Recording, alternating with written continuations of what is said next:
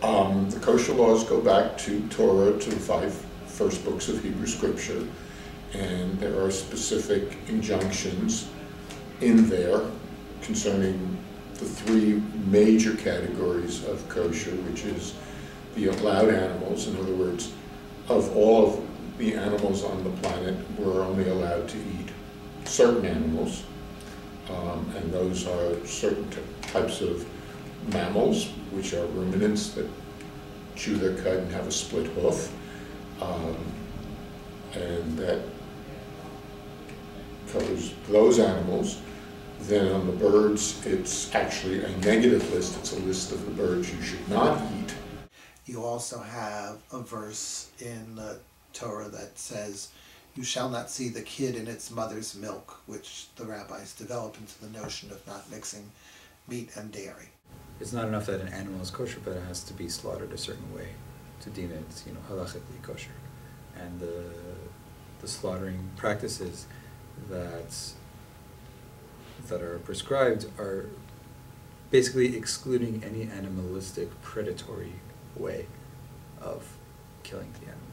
So from the Torah's perspective, the slaughtering is done with the most human skill and sensitivity to the life of the animal.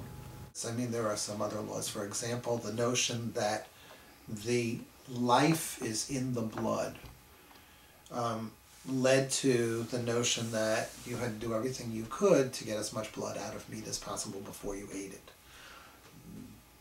From that developed the whole process of koshering meat, salting and soaking meat to get the blood out. I tend to look at the kosher laws as religious laws. In class and for now, I often say, God said, you do.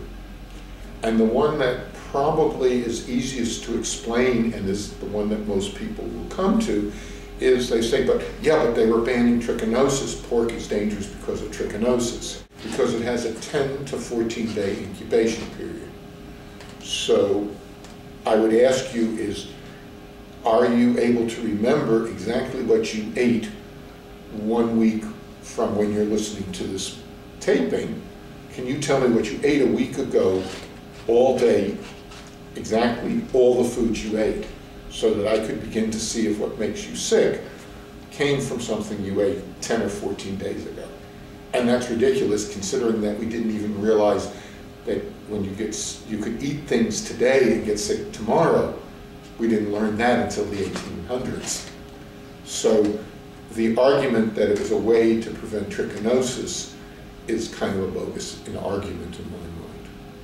All societies, all groups of people mark themselves off from other groups. So it's kind of the same in the ancient world of Israel. The Israelites are surrounded by hostile foes, the Philistines, the people in Transjordan and so on. So it's not surprising that we find that within their religious laws are enshrined things that they're allowed to eat and things that they're not allowed to eat, which probably their neighbors did eat to some extent.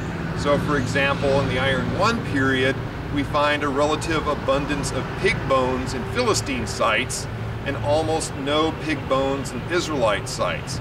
And this suggests that there is already some kind of taboo on pig bones in this relatively early site, relatively early time. It was a way that the Israelites had of differentiating themselves from their Philistine neighbors on the coast.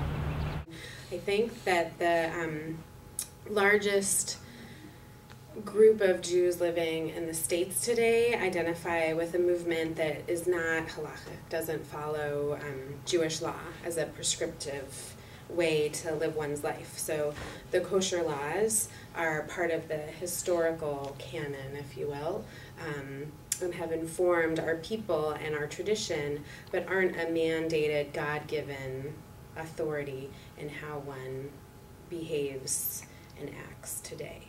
And I think, for a Jew who is observant and who is concerned about the dietary laws, they're going to take the time to think about it and feel connected to their tradition through it.